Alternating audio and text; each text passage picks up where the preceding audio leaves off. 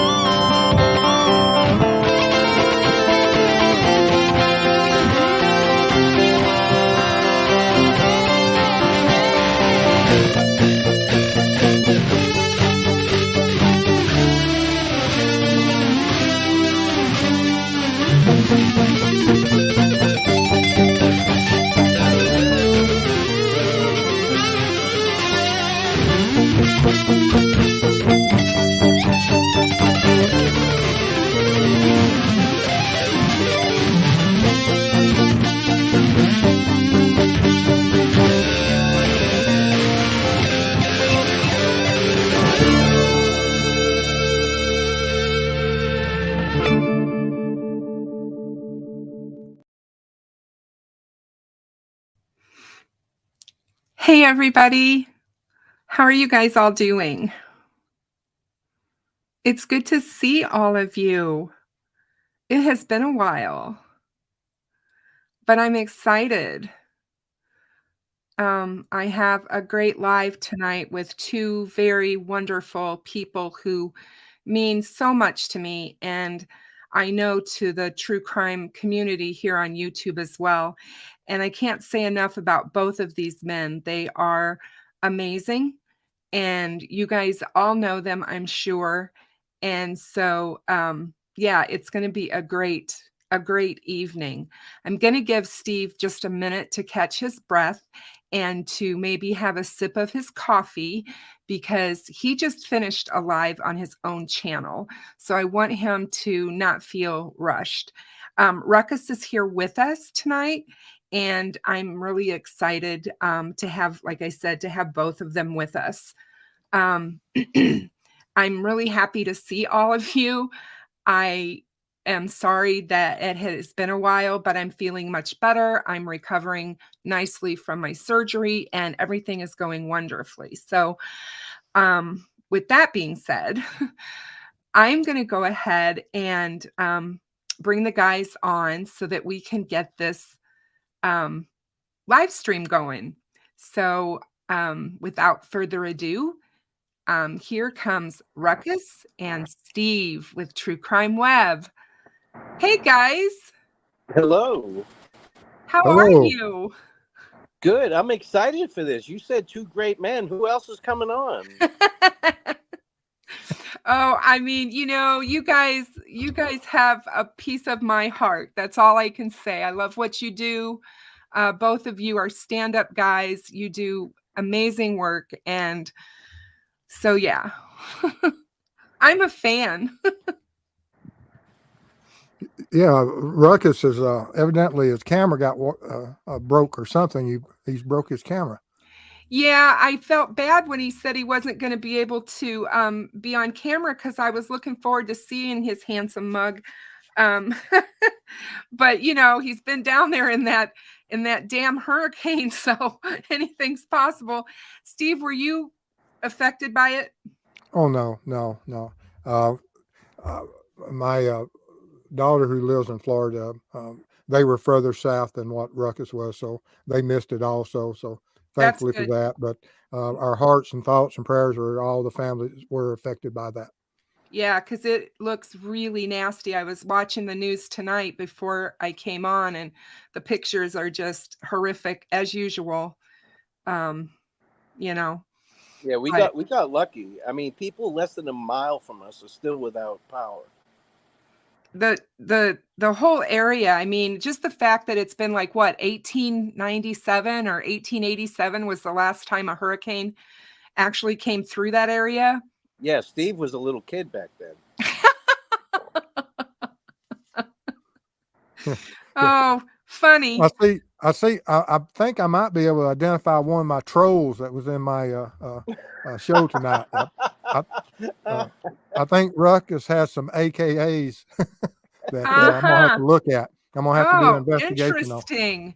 I did not know that about him. He has double identities. That's interesting. If I was two-faced, I certainly wouldn't be using this one. Oh gosh, you guys are so funny. And I haven't had a chance at all to talk to either of you since you guys went to Evansdale. And I wanted to just touch on that a bit since you're both here with me tonight, and tell you how amazing that trip was for all of us back here watching. And Ruckus, thank you so much for your continual updates with your drone footage while you guys were there. And Steve, the late nights in the hotel room updating us was absolutely awesome. Thank you. It's working with these cold cases and everything. There's a lot of stuff that goes on behind the scenes, of course, that Ruckus does that it can't be spoken about, and my channel does the same things. That we do things behind that we just can't discuss as we work these open cases. Sadly, that is it. That for certain things to be developed and things to occur, such as with Delphi or Evansdale or the other cold cases that we work on, of course, the case with Larry Crum about Amber, that is now in the lab. But we're still doing other things in Texas on that case that we can't discuss about until certain time periods. So there's a lot of things that go on behind the scenes. Yeah, no kidding. I can tell, and I don't ever want you guys to feel like I want to know all of it. I don't need to. I'm on a need to know only basis whenever that happens.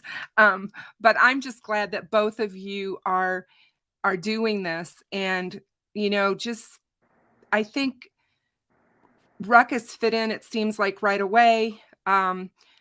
Drew and his family and everybody just kind of saw right away that Ruckus was, a top-notch guy, which we all know. And you guys just hit it off. And I think that brings hope to the family.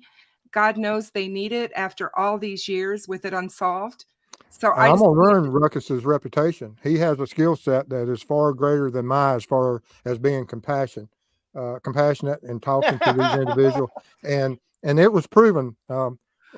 We even had a poll taking instantly, and I placed a bet and I lost that bet, and I've got to pay Ruckus off at some point about who was the most compassionate, and he won.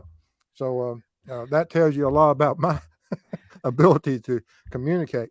But I think you communicate quite well. That's just me. I see differences obviously in both of you, and I have to admit, the footage of you guys walking to the crime scene, even though that was such a horrific day for you guys to have to go and do that together, the commentary was just, I mean, It was quite interesting. You can see the difference between both of you, but you work well together. I mean, I really, even though I know Ruckus can get on your nerves, Steve.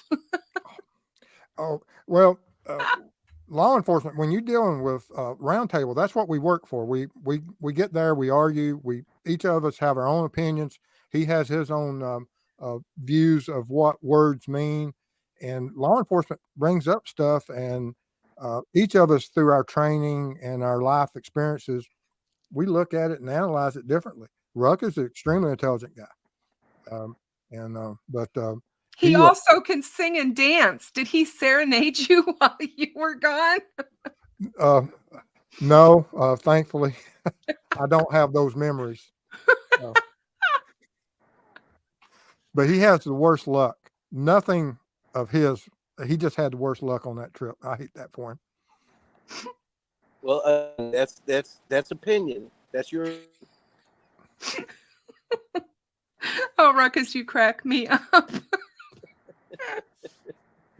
Oh, you two are a hoot. I can't imagine spending an entire day with you doing something like that, because I think the laughing would be just incredible, but that's just me. I know you're serious as well. I don't want everybody to think it's just a party, but you know what I mean.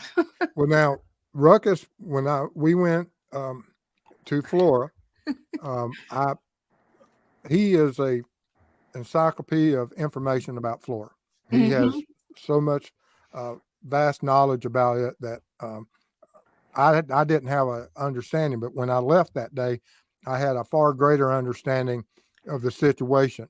And I saw certain things, of course, that in hindsight, I'm sure law enforcement's evaluated and wished certain steps had been taken. And I never understood exactly the layout of the house until you're there and you see the dimensions of that house and how close those children were to a street, and how certain things could have been done and sadly weren't done. It was eye-opening, is what it was. Yeah, it most certainly is, and you realize how close those firemen were to them that night when they went up the stairs. Just that. But not only that, I think, but just like you said, their bedroom window is not that far from the street. And yeah, it leaves you to, it just leaves you with so many unanswered questions and the whys and what the hell was going on that night. Yeah, the communication that night had to be horrible. Mm-hmm. Because I'm here to tell you, and I'm stealing a line from Coach Kev, who was a firefighter, and he's a great guy as well. Yes. If you have a mother screaming outside that the kids are up in this room pointing at it, 11 times out of 10, that's where the children are. Right. And they should have made a little bit more of an effort to get there. Steve and I quickly surmised that they could have went up those stairs to the second floor, out that window, and over to the kids' window. Right. Because that porch is a lot higher than I thought it was. And I think Steve would agree. Yeah. You couldn't just pull a regular, even pickup truck to get up on there. Fire truck, maybe. But they could have went up them outside steps and through the window of the other apartment and across the porch to the girls. Easy. Right. Yeah. But we're Monday morning quarterbacking here, though. No, I know. My big thing with Flora has always been, you guys, where the heck were the neighbors with their ladders? Somebody had to have had a damn ladder that they could have thrown up to the window. I stole the fire truck and drove up there next to the porch. I don't care. It ain't my fire truck, Yeah, I mean, I'm just like, when you can hear children screaming and you can hear their mothers screaming and they're dying, to me, I'll never understand it. And I agree with you, Ruckus. We are Monday morning quarterbacking here, but with everything that we've seen, there was so much that just doesn't make sense that night. Why were firemen standing around the firehouse when Yoder went back to the house, or to the firehouse to get his gear? Why were they just standing around? Why did he have to yell at them to hurry the hell up? Yeah. those are the questions that in my mind, those are hard questions that need to be asked that have never been answered. And firemen train far more than law enforcement trains. We Yeah, only we're have blue to have 40 pigeons. hours of Blue training a canaries, year. rather. Do what, sir? We're blue canaries. Yes, yes. They spend more time rescuing law enforcement than they do actual victims. Yeah. Because we run in there like idiots. We don't know what the hell we're doing, Yeah, but to me that goes to the heart. You guys were Steve was just talking about compassion with both of you, but to me that goes to the humanity that are inside of most people. You don't even stop to think. All you think is children, babies, children. The heck with me. I mean, that's just to me, I think that's the first response. Yeah. I mean, I don't I know. went down those hallways when there's a man with a rifle and a baby crib at the end of the hallway, and you go for the kids, and you go to Yeah. rescue Yeah, at all because costs. and there's been a lot that's been going on with Flora recently as well. The federal case that and that's in federal court has happened, has actually started, but the judge ordered both sides to go back and try to reach some sort of a plea deal or a deal before they actually start the trial. I don't know if that's going to be possible. I don't know. I know she wants justice for her girls more than anything. And I'm really surprised with what the judge said in this case. Are you guys familiar with it? I'm sure Ruckus is probably, but Steve, are you up on that? Do you know what happened? No, no, I'm so far behind on everything. I'm Don't getting feel ready to bad. head out next week. So. Don't feel bad. The judge, in this situation on August the 15th, Galen's case came before the federal judge. And on Tuesday, August 15th, he ordered that the house be demolished.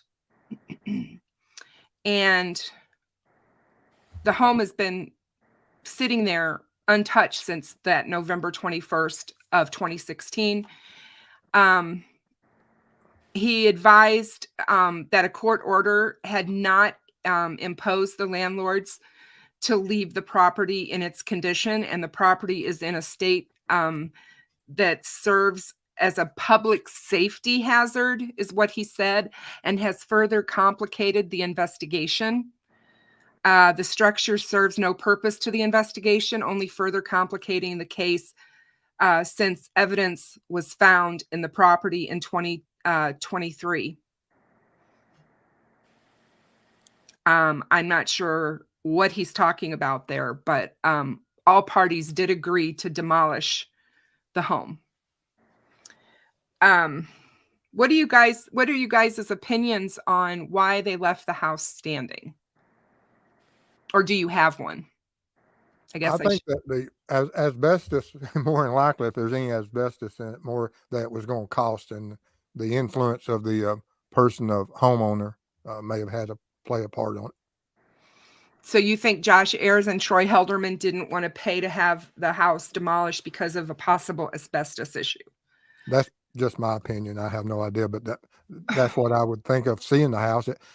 Ruckus, do you think that was asbestos siding that's on that house, or It would be in definitely that is. house? That is wrapped in asbestos wrapping siding. So that's all. It's going to be, the cost is going to be ridiculous to tear that thing down. Do the owners have to pay for it? Do you know, Kristen? I'm assuming that they do. It's their property, right? Who else would pay for it? Well, the judge would have to order them to tear it down. So, and it appears. So if the judge is ordering them to tear it down, which he did, yeah.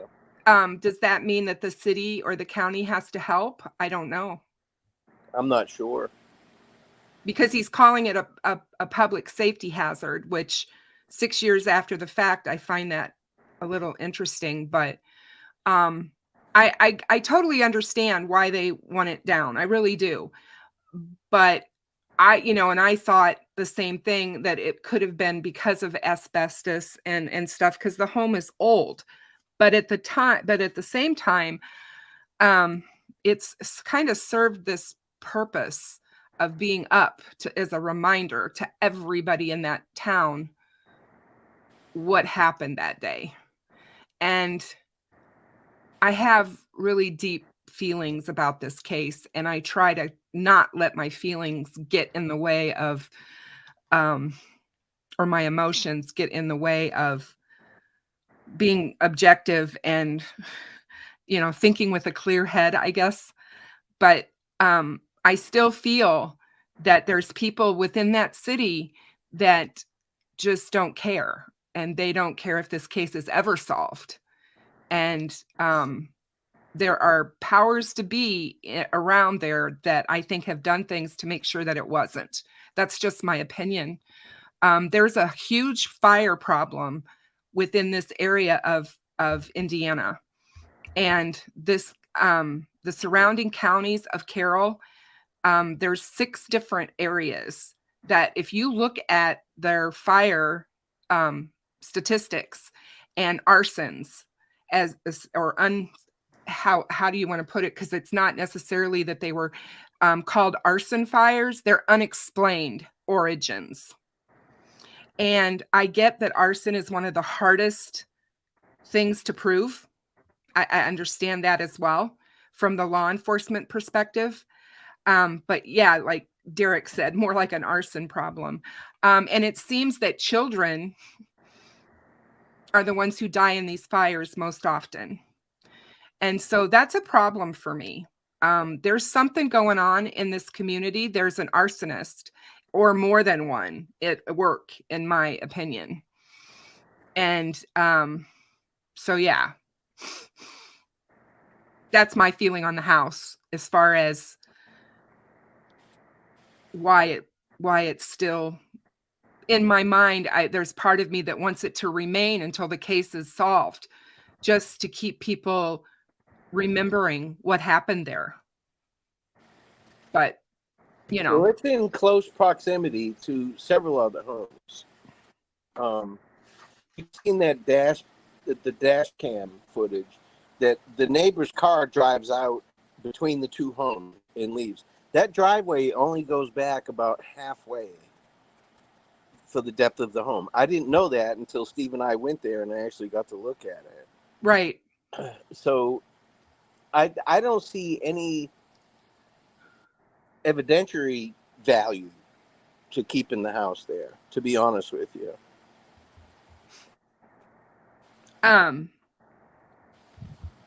How do you guys, because this is something I wanted to ask both of you, because you're both in law enforcement. Is this just something that I've worked up because of movies and books that I've read or whatever? But isn't it sometimes juries want to take trips to the crime scene or to whatever? Don't juries want to do that sometimes? I mean, I thought about that with Delphi, with the bridge, with them doing what they've done with the bridge, that the jury wants to be able to see that, perhaps, and get a feel for what it's like out there. I've seen it where the prosecution has supported it. I've seen it where the defense has supported it. It's just whichever one of them thinks it's going to have an impact more on theirs. And then sometimes you have where the court says, yes, that the juries have that right to go there, and they'll make arrangements for them to get there. And so I think we may see that same issue with the Idaho case with Koberger on that house. Yeah. Well, yeah, I was just going to say, because the Flora house has such a unique interior, the way they cut it up to make it into a 2-home or a 2-family dwelling, when they added walls and stuff, in my opinion, they made that house a fire hazard, especially the upstairs. And that's just, that's just me. But I get it when you say that there's really no evidentiary value, although I don't know what he was talking about when he said that there was evidence found inside the house in 2023. I'm not sure what the judge is talking about there. I would be real interested to know what evidence was found inside the house. But I have the pictures that I'm going to put up here. If you guys give me just a minute, because these pictures came out. Hold on a second here. I have to pull them up.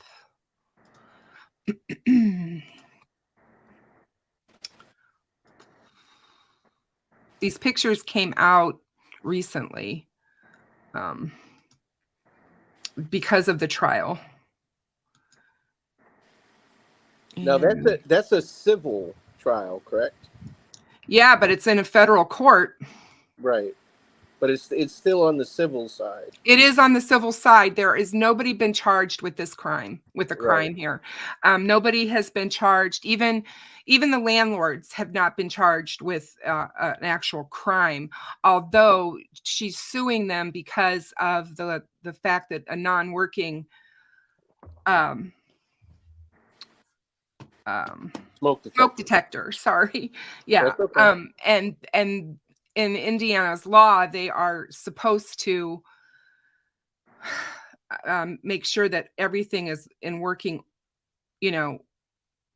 order. And they didn't do that.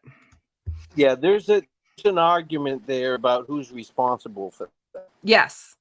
Yeah, because I know people say, well, the person who lives in the house should also, but when you are in Illinois has the same law. It's up to the landlord to make sure that it's in working order, which means if that means they have to come in and inspect or whatever, then they have to come in and inspect. But it's up to the landlord of the property, not the occupant of the house that's renting. And I get it. I know where people think, hang on a second, guys, because these pictures, it takes me a minute and there's a lot of them, but it'll help. I think for people to see some of this, to understand what happened that night and how hot this fire was that burned. I mean, it was incredible. The heat, which makes you wonder what was used as the accelerant. Now that rental agreement, I don't know if you saw that. I mean, it's literally 3/4 of a page. I mean, a CVS receipt has more information on it than that rental agreement. Yeah. No, exactly. Doggone it. I keep pulling up the same. Where are you? And there's one. This was the first time that when I got these pictures sent to me, that I saw the actual bedroom where the girls were. And it's eye-opening. Yeah, I have those pictures. Do you have the picture of the back hallway as well? Yes. Okay. I do. I think so. You mean the back staircase? No, the like mudroom or whatever it is, attached to the garage. I do, but I don't have it from the fire. Do you have it from the fire? Yes, after post fire. That's what I meant. Post fire. I think it might be in this bunch. I'm not sure. There's so many. Yeah, you can see where there's flooring removed, where it got tested for accelerants. Yeah. Yeah. I'm trying to find the. Hang on, guys. Sorry. I'm so sorry. I should have had this done ahead of time. But best laid plans. Now, it was all wrapped up in a neat little package until the whistleblower. Yes. That changed the whole ballgame. Yes. For sure.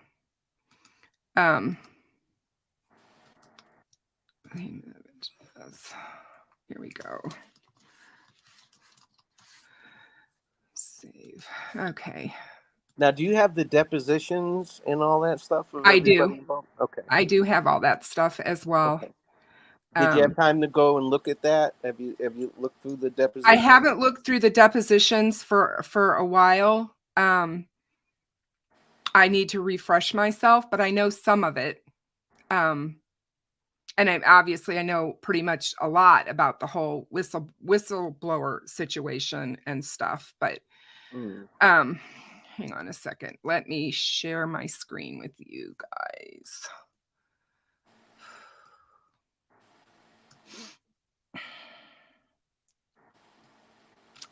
Oops. You gotta I don't love know if Apple. everybody's aware of this or not, but they did find some smoke detectors. Yeah, they found a smoke detector that was burnt beyond, well, not beyond recognition, but at the top of the stairs. Yeah, they found that one, and they found the one in the kitchen as well. But those particular pieces of evidence, the physical evidence, was in a storage locker, and somehow it got lost. Yes, I'm aware. That doesn't help. No, it doesn't help. And it's sad when you stop and think about it, you know.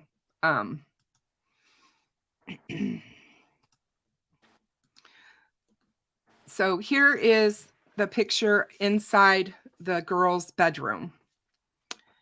And you can see the girls slept in bunk beds. This was really hard for me when I went through this, and I could still see all their clothes and all the, just the stuff. It was, I mean, you can just see how thick the soot is in this room. The soot is the problem.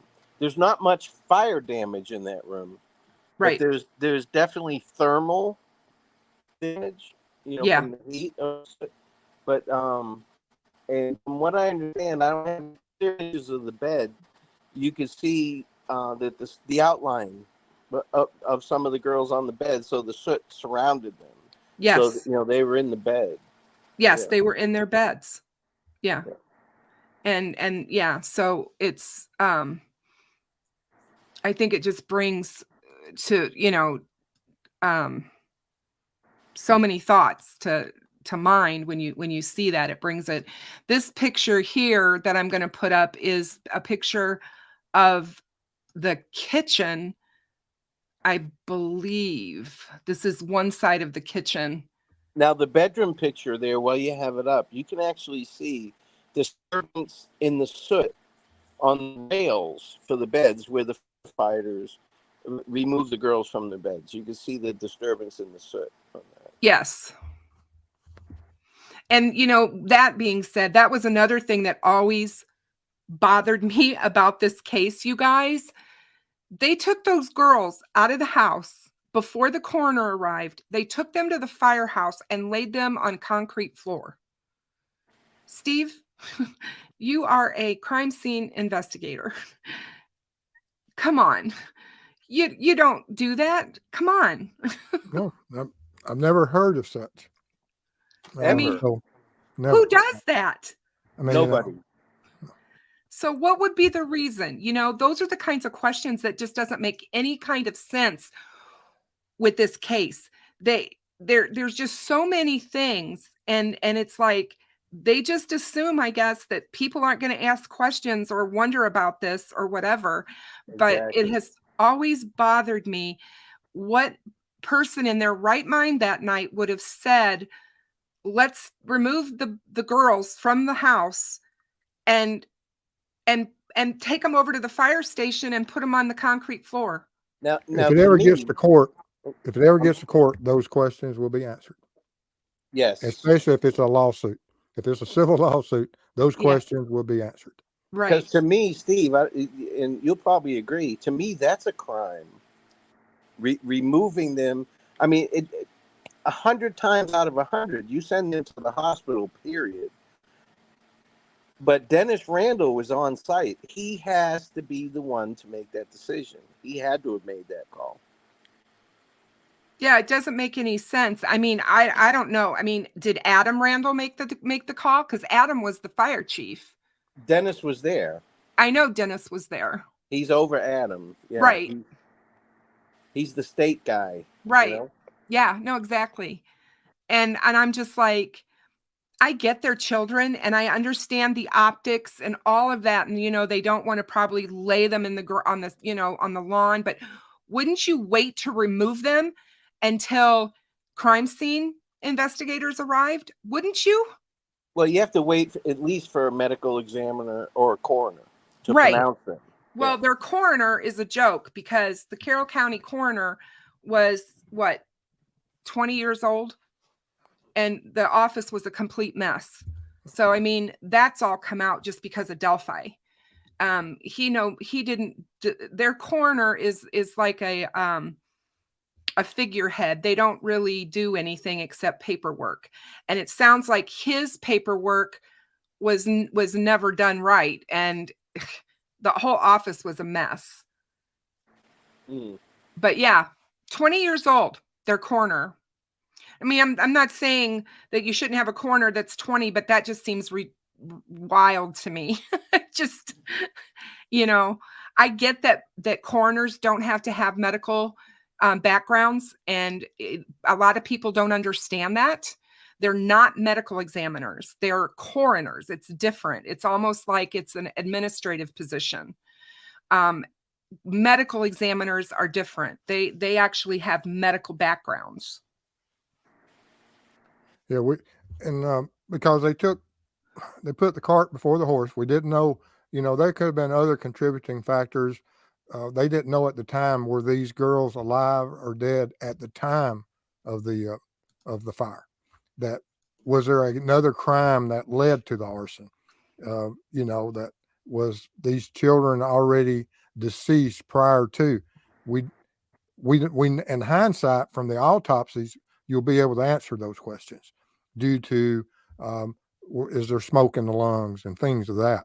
But at the time that they removed the victims from the crime scene on the top floor, you shouldn't have moved them from the beds, not until the original investigation, until the crime scene was processed. There's no need that if they're declared, if there's hope of life, destroy the crime scene. No ifs, ands, or buts about it. If one of those girls had any chance at life, absolutely take them to the hospital. But if they're deceased, you leave them there, you process the crime scene, and we have the photos, we have all the information, we have everything for the criminal and for the civil cases. We don't have that in this case. No. And these photos here, I mean, obviously they're post-fire, but they're well past post-fire. The windows are already boarded up. You can see the plywood is the particle board, whatever it is new. Right. So that's not immediately after the fire. From what I understand, they started cleaning up, shoveling things out without a fire investigator there. Right. Outside of Dennis Randall, who's the one that had to have ordered that as well. Yep. And no, the girls did not sleep in the basement. The girls slept upstairs on the second floor of the house. And that staircase was like a chimney. Oh, the only people that attempted to get in there were two deputies, two law enforcement officers. The firefighters were successful in getting up the stairs and getting to that bedroom. The law enforcement officers were not. They attempted, but they were not. Now, even though Yoder is a volunteer firefighter, he was equipped for his law enforcement job. He had his cruiser and all that. He had to go to the firehouse, which Steve and I drove to, and it's sickening how close it is. It really is. But he had to go there to get his breathing apparatus, to attempt to get to the girls. Yeah, and they this is the top of the stairway, I believe. Yeah, that's the wall they added. And this on the other side of that wall is the other apartment. Exactly. And you have to You go up the stairs, you get to here, and you have to go here and go up a little set of stairs to get to the girls' room. Yeah, that's So, like the landing, yeah, which would have been, when it was a single family dwelling, that was the landing area. yes, Yeah. exactly. And so one of the things that was so horrific, if you watch the body cam footage, was when Yoder got to this point, he got confused as to where he was choking on smoke. This was before he had his equipment when he went in the first time. And he got up here, but he couldn't figure out where to go. And she's screaming at him, telling him to turn and go up the stairs, and they're there. Turn. He couldn't figure out where he was. And that's Now, what's so horrific if you listen to that. Steve, have you ever been in a fire tower in your law enforcement training? Yes. Yeah, I have too. And it's not easy. Even when you're equipped with breathing apparatus and you have safety garments on. We didn't have a full firefighting suit, but they told me to go up to the third floor and touch a certain area in the third floor. That's how we passed that part of it. You can't see anything, and communication is very difficult without. Now I'm sure firefighters have communications built into their breathing apparatus and all that, but we didn't have that. We just had straight breathing apparatus. And you can't see anything, and you're crawling on your hands and knees, and it's difficult. So if he didn't know the layout and didn't know which way the stairs went, it's very easy to get disorientated there.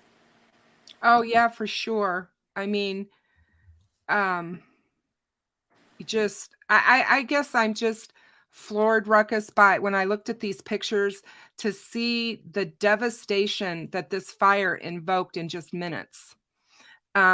Because especially in the kitchen, but that's where it was, right there was the That's where it accelerant point. originated. Yes. Yeah. I mean, that's the stove. And I mean, yeah, it's, in the very beginning, they said that it was an old refrigerator. They thought it was the refrigerator, first of all, that caused it. Then they said it was the stove that probably caused it. And that was in the first couple of days. That's what law enforcement was saying. Now, I have all these pictures, but Mm-hmm. I still, and it's hard to say this in a nice way. I'm not even positive that those are pictures of that home. There's no way, no edited that. Nobody can say for sure that is that home.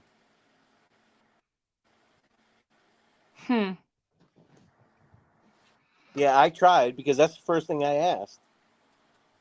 When I seen these pictures, and I was like, okay, where's the data? Where's the metadata on where these are from? Because we're getting them like 6 people deep from where they originated from. Yeah, the picture, you guys, that I just, hold on a second. The previous picture that I just showed, I think you can see Galen's bedroom. Hold on a second. You find it. It's the one in the living room. Now, I've always gone with that. Yes, they are authentic, but that's still, nobody has been able to tell me, yes, those are pictures of that home of the fire. Right. Well, I guess I don't have the proof either, but I'm assuming that they are. And we don't have any pre-fire pictures that I'm aware of. I don't have any. I don't have any pictures of, I don't know what this is. Hold on a second. I don't have any pictures inside the house from before. This is part of the smoke alarm at the top of the stairs. That's what this is. And then there is another photo. Hold on a second. Now, from what I understand, that particular smoke detector was just outside the bedroom door of Yes, where the girls were staying. on the So, ceiling, supposedly. okay. And So, it fell from the heat. It fell. And there's a picture of and it. there's no There's what? no battery in that unit. And there's an argument as to whether, because they can tell by the connection, the little battery connection, whether or not there was a battery there by the damage to that connection. But Right. They said there that's an wasn't, argument I as think, well. but I don't know. Yeah. That's But an I do argument. believe here's the front porch. You can see the scorching on the front porch pillars here through the front door.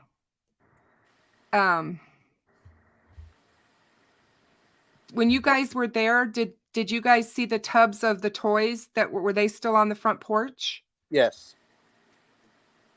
The things that have been left for the girls, like the mementos and things. Yes. Somebody had put them in tubs when Gonzo and Copfax, when Perry were there last summer. Perry stood on the porch, and I have some video of that, and that was pretty gut-wrenching to see all those, and I'm wondering what they're going to do with all that stuff. Hold on a second. I think there's a couple. I think there's in the Ruckus. I don't know how many you have, but I think I have like over 18 pictures of the inside of the house. I think this stairwell here is the back stairwell, because this doesn't make sense to me. I mean, it's got to be the back one of the house, the back stairwell. Because this is definitely not the one going up to where the girls were. No, it doesn't appear to be. I have all of these pictures. But I'm not sure why they've got this arrow here unless there's supposedly this was another area where there was supposed to be a smoke detector. Because from everything that I was told when I was sent these pictures is that these were from the actual court filing that for the case just came, which makes, like, when did they take them? After the house was boarded up. You know what I mean? Exactly. Those, to me, those aren't evidence. Yeah, those aren't evidentiary photos.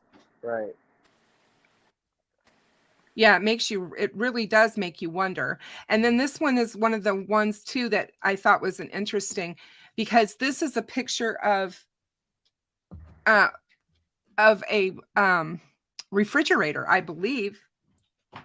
Isn't that the picture of the refrigerator?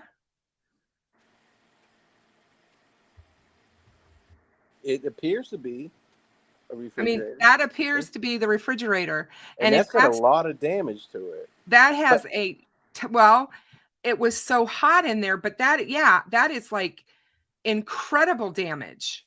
But it's already rusted. Yeah, it's like, so that's, who knows how long after. I mean, if it's been sitting in that house for 6 years, I'm sure that there's water that's been able to get in that house. Right? Oh, absolutely.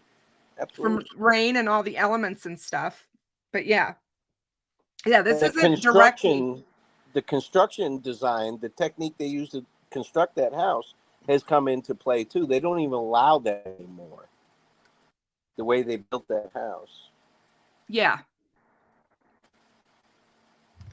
What I always wondered was if they actually got building permits to do the modifications to make it a 2-family unit. Because I don't think that they would have ever allowed that wall to be put up the way they did, that cordoned that off to where you had such a tight, where you had to go up, make a right, go up a few more steps and make a left to get to the girls' room. Yeah, the egress is difficult at best. Oh God, yes. At best. Yeah. for sure.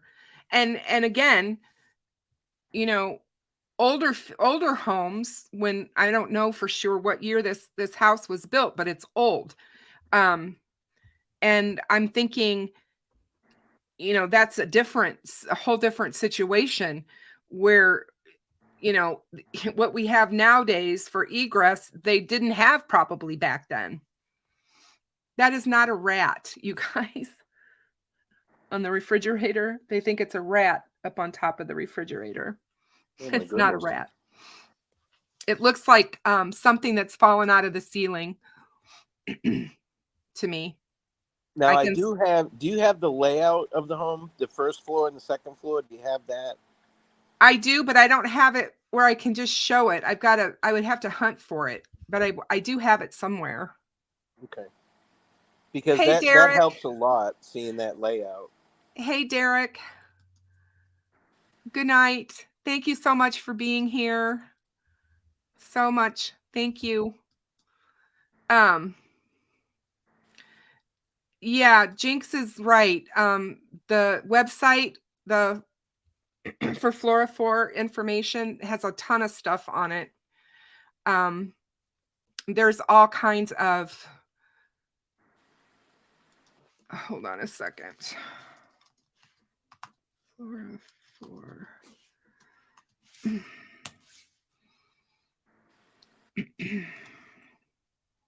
I was thinking that it might be there and I could pull it up real quick.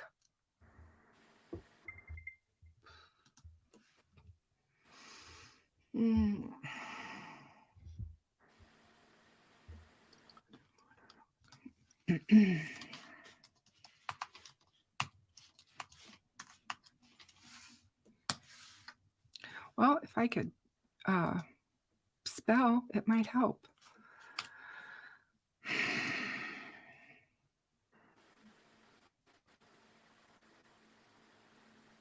Yeah, the civil court documents are on the website, you guys. So the building codes are there.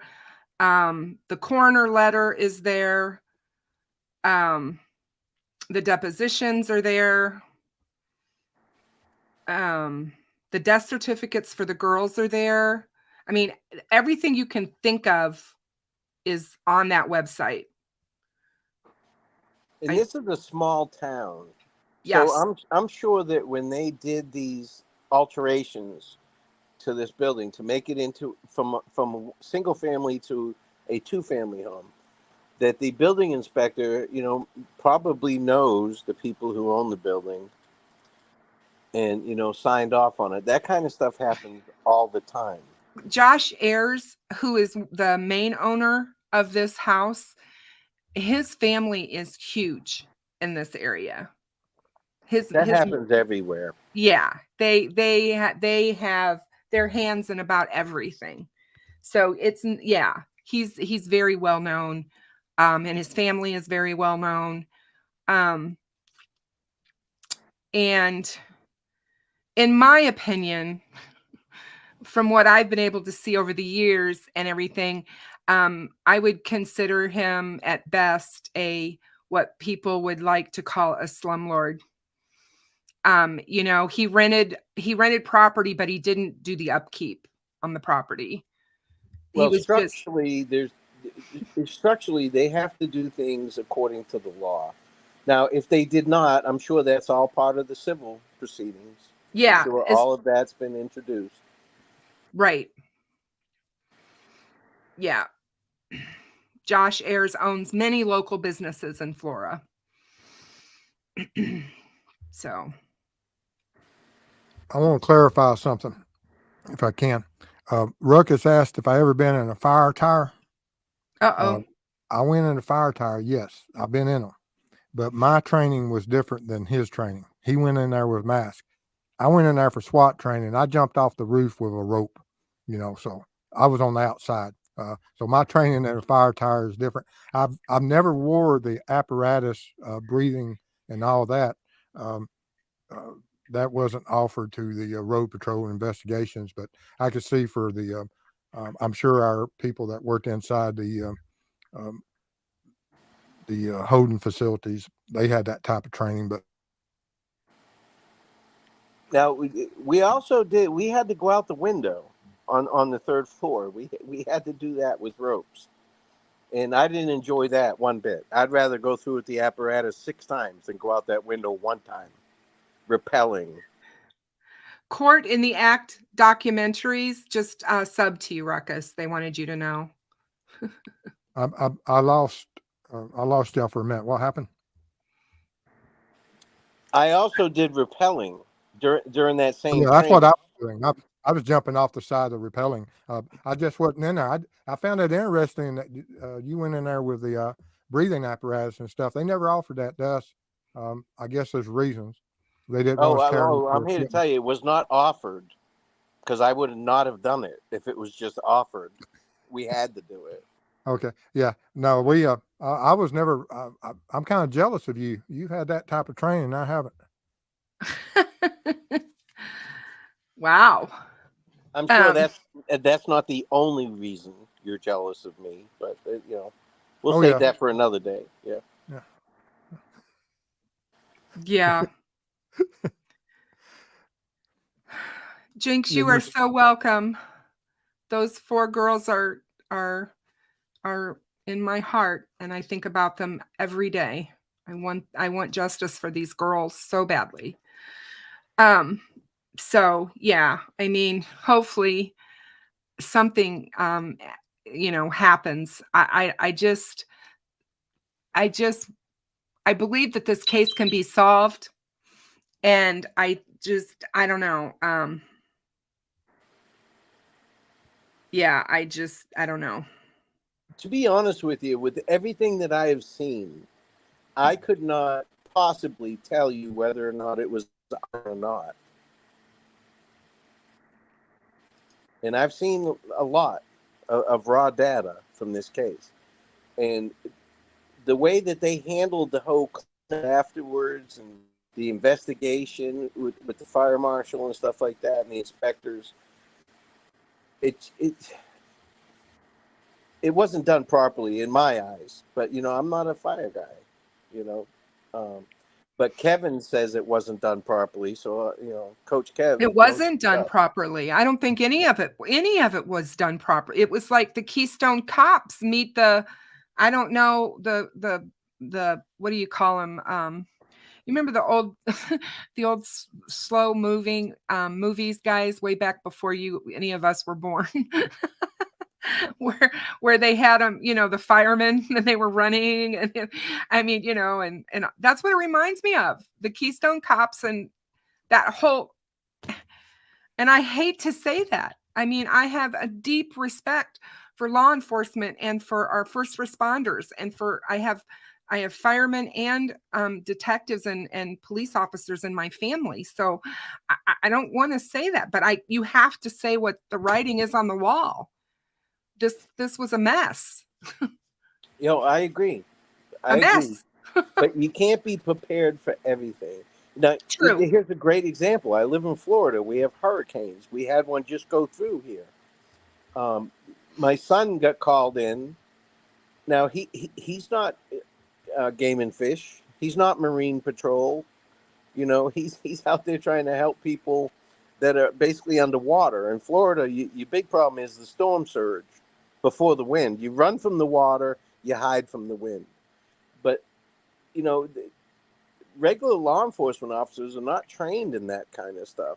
So you have to do what you have to do. Common sense comes into play. And it just doesn't appear to me that there was a whole ton of common sense, used in this investigation. No, exactly. But I haven't seen anything yet that tells me that, yeah, this was definitely arson. I haven't seen anything. Well, like I said, I mean, that's what the out-of-state person determined. Yeah, I believe it is. Yeah. But, but strictly going from raw data and what's available, I don't think there's anybody. This out-of-state person, their opinion is that it was arson. Yeah. There hasn't been anything to nail that down. I mean, you'd have to talk to the lab that they sent all of this data to, you know, the flooring and the walls and all of that. You'd have to speak Right. with them and to get their opinion. I haven't seen anything from the labs. I don't And know if they've you kept have. everything so under wraps in this case. I mean, we thought things were under wraps and crazy in Delphi. This case blows that out of the water because there has been so little said by law enforcement on this case. It's crazy. Well, law enforcement's not really involved with this case. True. It was taken out of Carroll County's hands pretty quickly, actually. Put in the state's hands. Yeah, And then the ATF was called in, from what I understand, and then they got booted out. well, the state person was Dennis Randall. I mean, he was the top dog. Yeah. So there you go. And his son was the fire chief. Right. They resigned. Yeah. And and this doesn't have anything to do with anything, but his wife was convicted of embezzlement. So from the place that she was working for, I think it was an attorney that she was working for years, quite a few years actually. So the Randall family has a history of things. I'm just saying. All of that is, to me, is just, I think Dennis Randall was pushed out, actually. Well, I think he was wasn't forced, even a fire guy. I think he was forced to resign. Yeah. But you know, this whole thing is a travesty, is what it is. And it's going to be difficult to solve. I know a lot of people are upset about the 911 tapes and they need to release that and all that. Now, honestly, what do you think the 911 tapes are going to do to prove anything, whether it was arson or whether there was a crime involved, put it that way? yeah. Well, the one nice thing about Flora is that Doug Carter did come out and clear Galen in May of this year. He did come out on the record and say she is not a suspect and she has been cleared. And because I'm just like, you know, she's been through enough. She has been through so much, and there has been so much speculation and so much nastiness said about her. And this woman has been through hell, and she's not back. She's still in hell every day. Well, you have to look at it from a law enforcement perspective, okay? If this was a crime, right, to what end? Why did they commit this crime? Was it to hurt Galen? Was it to hurt the girls? Was it for money? We don't know any of that yet. So right. That's why all this speculation is floating around. Nobody's been charged with a crime. No crime's really been identified, to be honest with you. And, you know, to me, it's like I said, when you take all of the other fires and the unexplained fires with female child deaths in that 6-county area, and it is huge. I mean, I did a huge deep dive on this last summer with Unsolved Crimes Uncovered, and we had data out the ying. I mean, seriously. And we sent everything that we found and uncovered. She actually sent it to a contact that she had in the Justice Department to ask for someone to look at all of this and to see if we could get an outside investigation going of this whole area, because something's going on. And at the one point, Meow Zedong contacted and spoke to the new fire chief or fire inspector or whatever they're called for the state of Indiana, and brought it up, what we were finding. And he said, we are aware that Indiana has a serious fire problem. Now, is it a fire problem or an arson problem? That's the thing. I know, exactly. Yeah. So I think that there's for these two cases to be so close in proximity, Delphi and Flora, and you're dealing with the same county, you know, administrators, the same sheriff's department, and all of this, it plays into it. And I've been told every time I talk about this, do not compare these two cases. They're not related. There's nothing related about them. And I'm not saying they're related. I'm saying that there were problems with both of these cases. And is it simply because it's small town America and these kinds of things they're not used to? Obviously not, when you look at the arson factor and the unexplained fire deaths in the counties. I mean, nobody talks about Stephanie Thompson, who died last year in February, along with her 18-year-old daughter. Yeah, and she was involved with the case. And she was involved with the case. Her husband is a judge, for God's sake. Yeah, And that's sketchy. You talk about fishy. I mean, they still haven't come out and said the cause of that fire that took her life and her daughter's life. And I mean, there's just so much, you know what I mean? There's just so much. No, I agree. I'm just saying, from the raw data that I have, they have not, and they really don't have enough to say whether or not this is arson. And some of those other cases, I looked at those as well, because people were sending me information. There's not enough raw data to say there's a serial arsonist or these are isolated cases. There's not just not enough. And like I said, I'm a law enforcement guy. I'm not a fire guy, you know. But raw data is raw data. I mean, it is what it is, you know.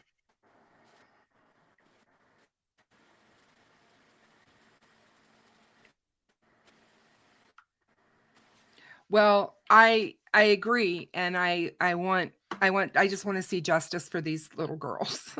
Well, it's at the federal level, so that helps.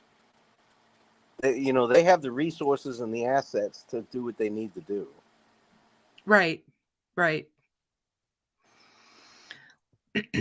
So after you guys were in Flora and you guys stopped there and you saw the stuff, did it just bring up more questions for you, Steve, than it answered in your mind? What? Well, if I hadn't had Ruckus with me, and like I said, he has vast knowledge of it, I would have been extremely confused. It was extreme, like he said, eye-opening as far as looking at the dimensions of the house, where it was located, how close to the fire department. And it angers you that more wasn't or should or didn't occur that possibly could have saved those children. And I think at the end of the day, there'll be some people that have to answer certain questions, especially in federal court. I've been to federal court. I know. It's not like state court. Federal courts are extreme. When you're standing there in front of a federal judge, there's none of this hiding, and the attorneys they're still in their element. But the federal powers that be, they can hold you to a great standard, and they should. And I think some people have to answer some key questions, and I think those will be answered. I agree. I love seeing attorneys sweat in federal court. They sweat, don't they, Chief? Well, the ones that represented me did.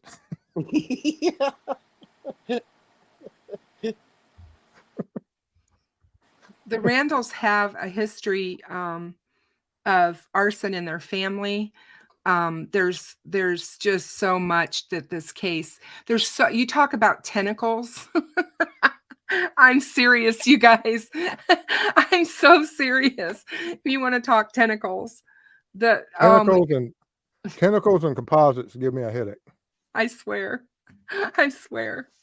I'm just like, so, yeah. Now, Galen has been cleared. She is not the cause of this initial No, thing. no.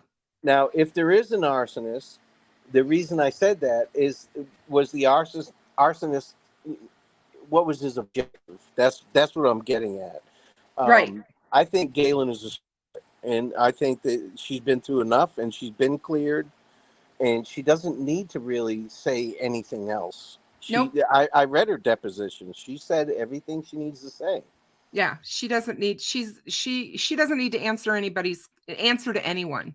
Agreed. You know, But if period. there is an arsonist, we need to find out uh, who the intended victims were. Was it money? Was it people? Was it the structure? That kind of thing, or was it just a psycho arsonist? Those people exist as well. Was it a hate crime? It Nobody may wants to have ever been. talk about that either. Oh, I considered that. I mean, I'm like, I hear everybody's like, oh, don't you dare bring up race. How can you not? You're talking small town America in a town where very few people of color live. And, we all know what that is a hotbed of. There's still that whole mentality in that whole area around there. And you have to consider it. But You do. Galen and the girls were very involved with that community, Yes, and they they were were. well liked Yep. in that community. So And that's what makes all of this so difficult and so puzzling. Galen said that the girls also experienced racial crap, and there were a lot of things said to them and her, which you're going to have. I mean, we know that, but it's all of those things. I don't know that stuff's ever been truly investigated, and that's what bothers me. It may have been on the federal level. Yeah, it may have been, and it may. You're right. Those people have resources out the hoo-ha, and so I'm sure they're taking it seriously. But right now, it's still on a civil level because there's been no crime identified. Yep. So that's where we're at, and that's where there's a big line in the sand that's been drawn. You got people that believe that it was an arson. You got people that don't believe it was an arson, and then there's the people in the gray area that there's just not enough information to go either way. Yeah. Now, is there any possibility? Y'all know far more about this than I, but is there any type of negligence or drug possibility of someone under the influence accidentally setting the fire that, due to just the sheer volume of negligence, is considered arson? Is that even a possibility or not? Well, all I know, Galen was seeing someone, and as far as I know, he's also not been. I mean, they haven't come out and ruled him out, but he adored the girls and her, and I mean, they were. I mean, he came over a lot and stuff. They smoked. I mean, I don't know. I know that there's been so many rumors that it was a drug house and there were people in and out of there all hours of the night. And that's not true. None of that is true. Galen was a good mother. She didn't do stuff like that and would not have allowed that with her girls. Okay. Yeah. Like I said, I know nothing about it. That's I didn't know my opinion. If there was other people possibly homeless or otherwise that could have been in the area that for whatever reason. Now there's a drug problem in that county. Oh my God. They have a huge drug problem in that county. Meth is a big problem in Carroll County. There are people who want to deny it and say that it isn't, but all you have to do is look at it and look at what's happening and look at the arrests and look at what's going on. You don't have to be a rocket science to figure that one out, and I agree with that. And there's been accusations of that, of some of the people that were looked at that could be involved with this, but there's been nothing solid. There's been nothing that's been nailed down. Those people have all been looked at, spoken with. We just don't know what's become of that. Right. I mean, they may be building a case. The feds may be building a case. We I don't know know yet. for a fact that they have, from what I've heard as factually, is that they do have persons of interest, but they won't say who they are, and they won't say anything else. Now, Yeah. are they persons of interest on just this case or some of the other We don't know. suspicious fires? Okay. We don't know. We Because the don't serial know. arsonist, I mean, they could do a lot of damage for a long time. Yes, exactly. Yeah. For sure. And it does not have to be a hate crime. It's a crime of opportunity. Right. Yeah. Well, like you said, if it's just some psycho that likes setting fires and, you know, whatever, I mean, it I could be called just, we called a serial arsonist on a stakeout because he would call this was back before 911, and he would call our fire department and tell them that he was burning a building down, and that when the firefighters got there, he's going to shoot them. And eventually, he made a phone call and didn't have the money. He made a collect call, and the operator stayed on the phone and was able to track him. he made a And, collect call. yeah. Oh my God. And able to track him. And we had set out there, I think it's like 3 or 4 days. And he came back, and we listened to him make the phone call, and I was able to negotiate a surrender, and it went really well. Gunpoint? Oh yes, you could consider that. That's not negotiating. Well, it involved multiple parts of a firearm. But I haven't sent everything to you yet, Steve. But I've seen all the raw data and all the depositions and everything that Galen's been involved. She has been forthcoming and done her best. Now, this poor woman's grieving. I mean, you have to remember that.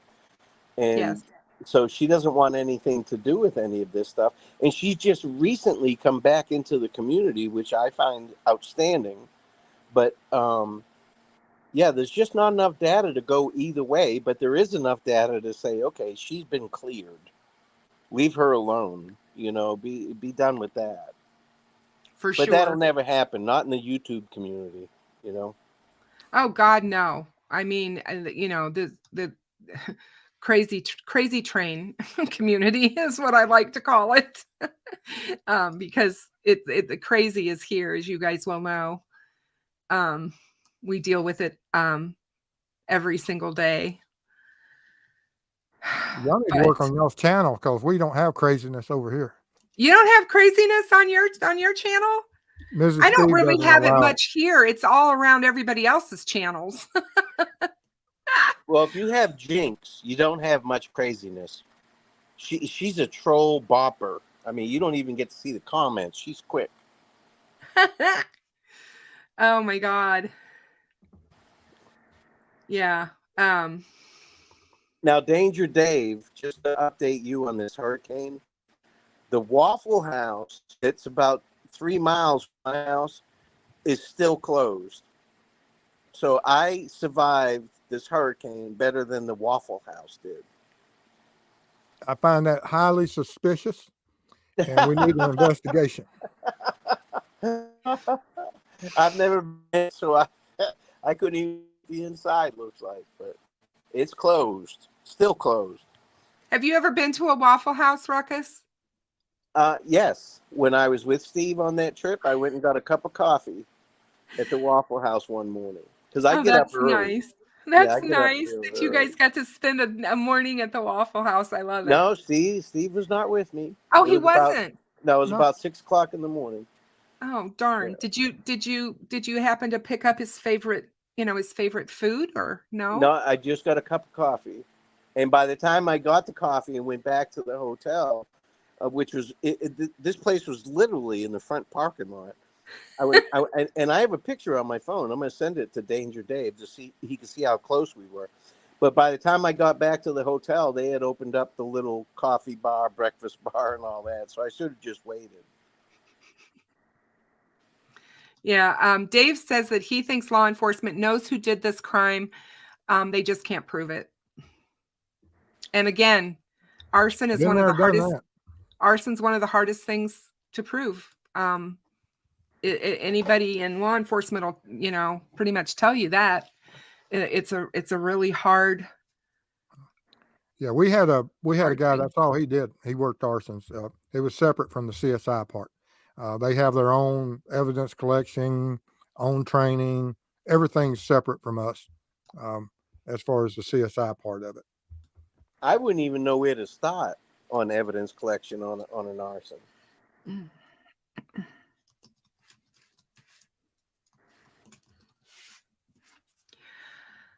Well, I'm just hopeful, like I said, that that we can get some kind of movement in this case, some direction. So it'll be interesting to see. How are you guys feeling about the Idaho case and Brian Koberger? There's been so much going on there, and I've been trying to stay up with it. And I don't know what the heck to think, but I mean, I get that it's a death penalty case. So the defense is going to throw everything at the wall that they can to try to get it to stick. But what is your thoughts on what's been happening there? To me, it's just typical defense prosecution, um, and it's going to proceed just like what's happening in Delphi. It's within the courts. Each of them is going to have their pretrial hearings. They'll get everything set up. Now that he's taken the fast track off the table, I think it will be years before this case will go, especially as long as the DP stays on the table. It's going to be years before this goes to trial. 2 or 3 years, I would expect, due to the volume of evidence. I agree. Yeah. And it's all posturing at this point. Once you turn it over to the DA, unfortunately, facts no longer matter. Sleight of hand, smoke and mirrors, how you present the case, all of that. So now it's all attorneys and legal mumbo jumbo going back and forth. Yeah, because this whole alibi thing that they have in Idaho, this whole law that you have to give up your alibi, or if you're going to use an alibi defense, you have to tell it to the court by a certain time or whatever. And his alibi is that he was out driving around. That's not an alibi. Well, here's my thing on that case. I really don't follow it much because of this. I know this for a fact. Your DNA does not leave your body and go to a different location and plant itself. So if his DNA was there, then he was there. And there's no way around that. They're trying to skate around that. Mm-hmm. And that sheath was damn near sterile, except for that touch DNA. So, Right. I mean, Right. he did a good job of trying to cover his tracks, but about DNA in his vehicle and at his house and all that, and DNA evidence period from the victims. Right. I mean, Steve pretty much demonstrated that can be circumnavigated by preparations. So, Well, I think that this is going to really come down to the whole genetic genealogy and the forensic, how they went about finding him in the first place by searching the database of the genetic genealogy and GEDmatch, and got a hit on his dad. sure, And but then they swabbed his mouth. no, then and it they was a swabbed it, direct and hit. it was a match. Yeah. Yeah, the Golden State Killer had the same situation. Look what happened there. And and what the defense is trying to say is it's the fruit from the poisonous tree. Sure, that's their And that's job. what they're trying to say. Yeah, that's their job. Right. I don't agree with that. I think he's guilty of sin. That's just me. And that's just from everything I've seen. And we don't even know it all yet. I don't even follow that case. To me, it's the done deal. It's It's just all like, just posturing at this point. yeah. There's just so many weird stuff. So have you, Steve, what are you and Ruckus working on? Well, Can you say anything? I mean, can you tell me, or tell us, or is it No, all I mean, confidential? we've got so many pokers in the fire. I've got interviews set up for next week on a couple cold cases in Indiana, and then I'm going west to Idaho. And of course, Ruckus has got a case that we've discussed in Florida, and I just left Florida a week or so ago. I was down there, and yes, there's many pokers in the fire, and some things that um, you know, like the waiting on the Amber Crumb uh, DNA lab report for that species on the rib. Of course, that should be here anytime in the next few weeks. But some of the other stuff that we're doing, as far as my case is involved, I'm still waiting on meeting with some attorneys. And then once the attorneys are met with, I can release more information.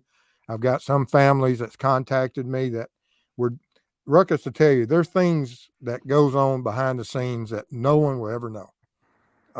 And even if we're successful with it, they'll never know, will they, Ruckus? No, not if it'll jeopardize the case. Nope. And it's we have entered into the web sleuth world in a very but that's true in law enforcement too, that some things just have to be held close to the chest, and you roll the dice, and sometimes it works out, sometimes it don't. I said last year, before Richard Allen was arrested and we were all doing all kinds of things, and I had someone approach me that used to be in my channel. That person is not in my channel anymore because she's not on social media, from what I understand. But anyway, that particular person told me things about the case, and she wanted to be put in contact with law enforcement and somebody that she trusted. She didn't trust what was happening in Delphi. She didn't trust the investigators. So I put her in contact with CopFacts, because at the time I didn't know you, Steve, and I didn't obviously know Ruckus either. But I put her in touch with Perry because Perry and I were close. And with what she had and what she said, I never talked about it. I still to this day won't talk about what she told us. We both believed her 100%. And it later came out that the Murder Sheet podcast basically threw her under the bus and burnt her as a witness. And that is what led me to say that they were not in this for the right reasons, because I don't care how volatile information is, if it's going to jeopardize the case or jeopardize the safety of individuals that may be witnesses to a crime, you don't go putting it out to the airwaves. You give it to law enforcement and be done with it. Oh yeah. And we've experienced that. Ruckus and I have experienced that, where you pass information along, regardless. And then of course, when law enforcement gets it, they don't call us back. No, at all. Deb, thank you so much for your donation. I appreciate everything you do. Mrs. Steve ain't here, but so I'll give you the blue light. Thank you. That's so nice. I love your blue light, by the way. I've got a new blue light I'm taking on trips with. I was just going to say, did you find one? You said you were going to have one for your trips. I wondered if you, I love it. I've got it. I packed it when I was in Florida. I forgot. I packed it in the Idaho packing and didn't have it for my Florida shows last week or two. And so, but anyway, I'll have it on the Indiana and on the Idaho trip. Yeah. And Steve, I'll call you tomorrow. I'll text you and set up a call. I spoke to Drew today. I don't know if you spoke to him recently. But... No, I haven't. I've got to contact him. I've got, hopefully I'll get, whenever I get back off this next trip or two, I'll get in touch with him and follow up. Yeah, he got me. I was going to go out there next week, but after I talked to him today, I'm postponing it. And I said, well, it'd be nice. I'll come out before Christmas and I could see the snow. And he's like, we don't have snow here. It's nice in the winter. It's like 65. He's lying to you, Ruckus. Yeah. He's lying to you. And he's like, you're not a very good detective. I was like, dude, I'm not a meteorologist. I don't know what the weather's like there. Give me a break. It took me 4 months to get up there on one trip, waiting for the weather conditions for the snow to clear. I remember. Steve was like, I'm not going up there when it's icy. I'm just not. I don't blame you. You guys aren't used to that. Well, Ruckus is from Boston, so maybe he is used to it. Yeah, but I've been down here 30 years. That's true. I haven't seen snow in 30 years. Well, you need to come here this winter then. I'm in central Illinois, so you come here and I'll treat you to some snow and some ice and Yeah, no thank you. Yeah, no thank you. And all of that. I was just going to ask you when you guys were going to make it back to Evansdale. I will probably, I'm going to try to get up there before the end of the year sometime. Yeah, that's what I'm shooting for. I was going to go up, like I said, next week. I planned on going up on the 5th. Mm-hmm. Things have changed, so I'm going to postpone that. And, Steve and I work independently as well as together. So we do things independently as well. And Steve, I don't know, you've got some trips lined up, and maybe you and I can go up there together before the 1st if it works out. But it's just things change. These things are fluid. Right. It's been 11 years that Drew's been waiting. Yep. I know. And it's so maddening. Well, I'm going to be making a trip probably in October I don't know when you guys are thinking about going, but I'm going to make a trip to Delphi in October. So if you guys can do it or whatever, you let me know so that I'll coordinate so that we can at least meet. I love that.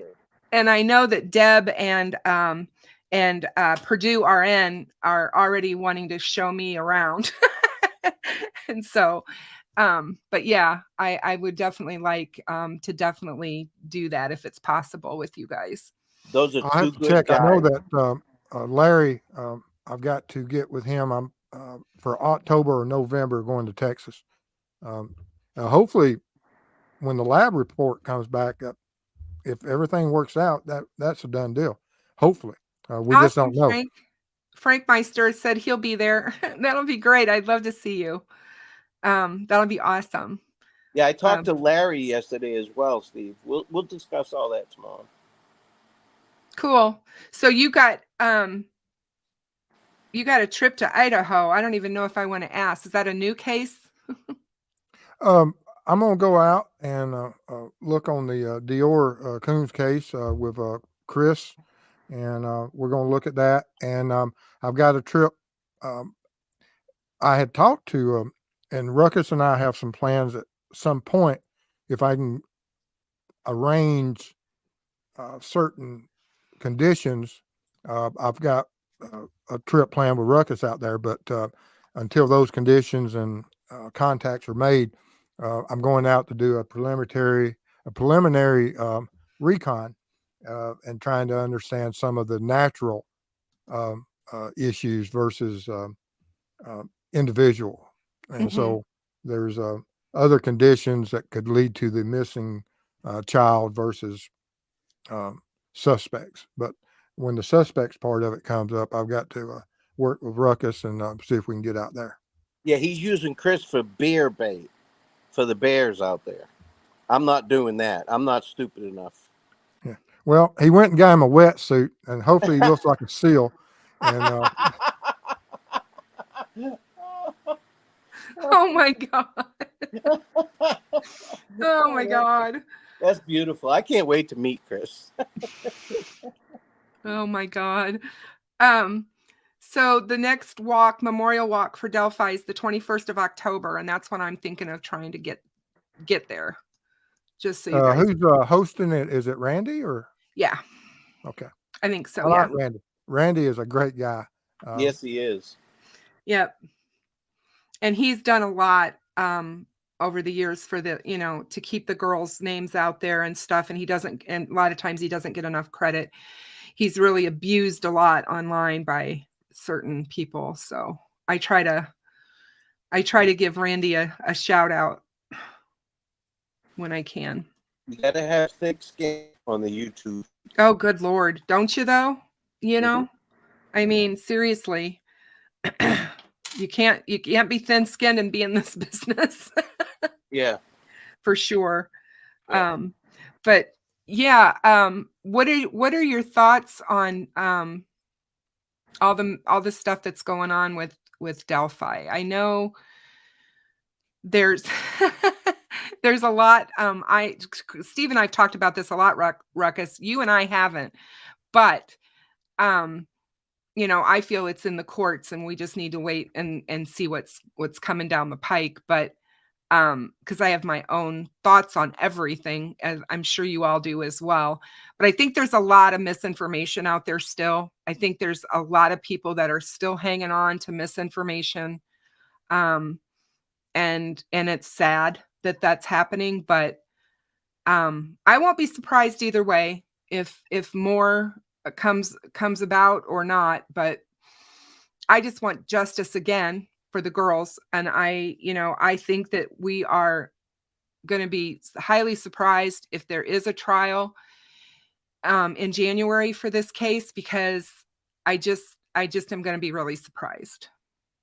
Well, I put out a 2.5-minute video the other day. I watched it.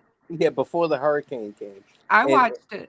And boy, I'll tell you what, that triggered some people to no end. And the I'm reason sure. I put that out is because I'm putting my finger on the pulse. I really haven't been dealing with Delphi because of the basic temperature of the community. People are more negative than positive on that case. Yes. So I've been staying behind the scenes, but I've been doing some research, and I've gotten some raw data and stuff like that, and I've looked at it. So, I'm pretty convinced in my opinions. So I put out this little short video just to kind of get out in front of the misinformation that I know is getting ready to come out. It's getting ready to drop. And, I've gained supporters and I've gained enemies because of that little tiny 2.5-minute video. So, but it's okay. You stirred it up, buddy. I'm sitting there watching that going, oh, Ruckus, you have created a ruckus. Yeah, but see, I missed to me, that's it. I've got to go watch it now. I missed Steve, it. you got to watch it. Seriously. I've been packing all week.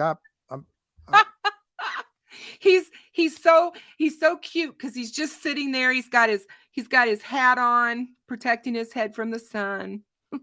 Yeah, I was getting, I live in Florida, and Steve, you've been here. So I had to pack up this whole pool area and the porch and everything outside.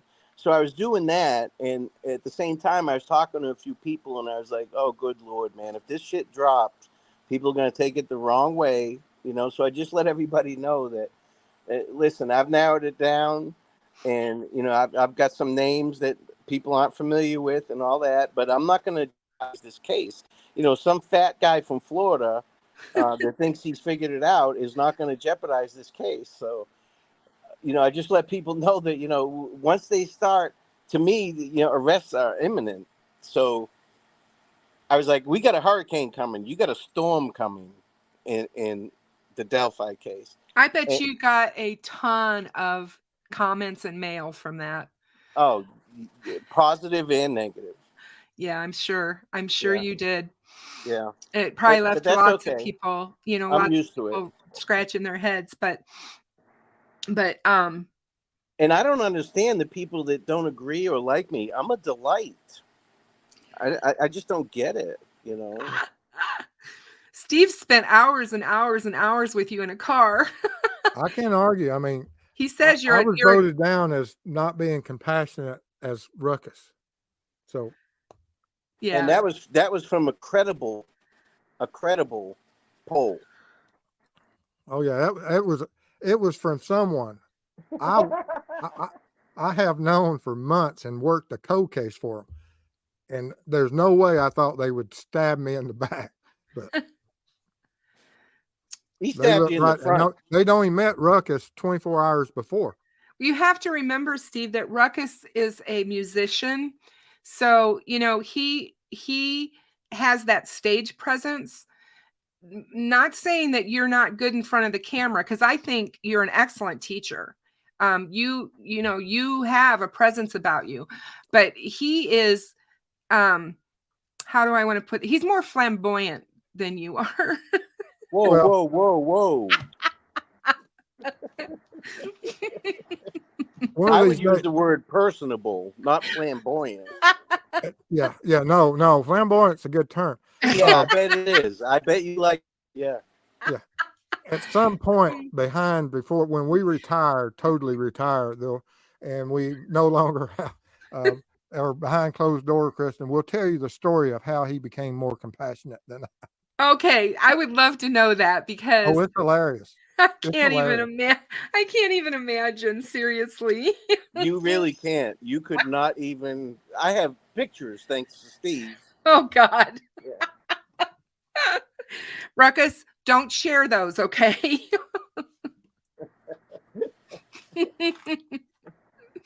You guys are so funny. I just love both of you. I think you're amazing, and I love everything that you guys do. All the stuff that you guys are doing for these cold cases behind the scenes. You know, there's a lot to be said for that. These families need people like you guys who can actually bring something to the table because of your experience and your expertise. Oh And yes, we was in Indiana and we took over the motel's cafeteria. Yes, we did. We had skeletons. We had them exhibits. We had what is bones. that, Bones? What is your skeleton's name? Well, we have everybody from Sergeant Waffles to That's Indiana right. Bones. Indiana Bones. I Just like depends. Indiana Bones. That's pretty cool. And we had the full attention of the staff as well. Yeah, we took over when they shut down breakfast. We brought out skeletons. They probably thought, who are these people staying with us? Oh no, they all know me. I have hotels across the country that work with me. And I just do what I want. So Yeah. there's that. But Yeah. Steve can tell you, he spent a lot of hours with me that I'm quiet, reserved, unopinionated. That's why I don't understand Absolutely. why people don't agree with me. I'm a delight. He can tell you. He is. He absolutely is a delight. You know what? I cannot see you not being opinionated. My God, we were like you ever seen that movie, Grumpy Old Man? Yes, That was me I and love Steve. it. I love it. That was me and Steve. Oh God. I just do. I mean, I think it was Deb from True Crime Notebook that said it earlier tonight, or maybe it was somebody else and she just agreed with it. But it's like, you two are the odd couple. Yeah. Oh yeah. I mean, you know, he talks about his abilities of all his fine equipment, but the equipment wouldn't work. His phone wouldn't even work in the shadow of a cell tower. I'm going to leave that one alone because my phone hooked up to your like nobody's business. Yours. Oh yeah, it hooked up to the car and locked the car down. Yeah, that's right. I had Alex put a program in it for me. Yeah. You I've did? never seen nothing like it. My car, I've driven every rental car I've had. I'm able to link up, sync everything up. He gets in the car and it just shuts down. Nothing. I touch one thing and nothing works anymore. Thank God Steve knows his way around that area because we'd have been lost. Oh yeah. It was did circles. That's scary. It wasn't his for me. It electric was an person. adventure. It was an adventure for me. It's his electric personality. Yeah. But I'll tell you, Steve and I are polar opposites, but we work well together. So, it works. Sometimes that's what you need. Right. I agree. And you obviously do work well together, and that I think is amazing. And I'm thrilled to have met both of you and to be a part of it. So, And I honestly enjoy Steve's company. We had a good time. We really got to connect, and I've learned a lot from Steve. Steve's very knowledgeable on this stuff. Boy, is he ever. Like I said, he sent us all to school a few times on his channel. And about processing a crime scene and the things that go into it because of him. And he's really helped, I think, a lot of us understand that aspect of these cases and how it's just not so cut and dried sometimes. And all the work that has to go into it, and that it has to be done the right way the first time, or you're in a mess if it's not, Yeah. so to speak. I need to learn how to pack for these, because I brought like 6 suitcases and I still needed to do laundry. 6 suitcases? Well, no, but Come if on. you let Steve tell You're a it, if you guy. let Steve What do tell you it. have to have 6 suitcases for? Well, Well- I have 1 suitcase just for my hair product. Oh, okay. And don't get over 2 miles an hour above the speed limit, or he raises cane. That's what I hear. I remember you saying that he was driving you crazy about your driving. Steve's a good driver. I get up 57 miles an hour. Oh my goodness. Have you seen the speed limit signs? I wish I could have been a fly on the back seat. It was a good time. I had a great time with Steve. I'm sure. Like I said, I enjoyed Steve's commentary at the end of the day, when he would get on and we would all ask him, well, where's Ruckus? Oh, I don't know what he's doing. I don't have a clue what he's doing. I was in bed. He's doing things at midnight. Shit, Yes. I'm in bed by 10. Well, he's on a different schedule than you are. He's a night owl. Well, that's because he stayed in trouble and he always got put on night shift. See, I was a good boy. I behaved. He liked night shift. He said he did. He doesn't own a pair of sunglasses. He spent so much time on night shift. He doesn't own sunglasses. He spent so much time on night shift. He just threw them away. Didn't need them. And that is a true story that my boss always told me right before he sent me the 3rd shift or morning watch. He said, you can just take your sunglasses and throw them over there in the garbage can, because you're not going to need those anymore. Now, I've never destroyed my boss's property or stabbed any of them either, in my defense. Doesn't he understand, Steve, that some guys just wear their sunglasses at night? Oh, no. It was due to that. Yeah. But Ruckus is bringing back some of our war stories that we told. And he's putting it out of character. You stab one sergeant and you never live it down.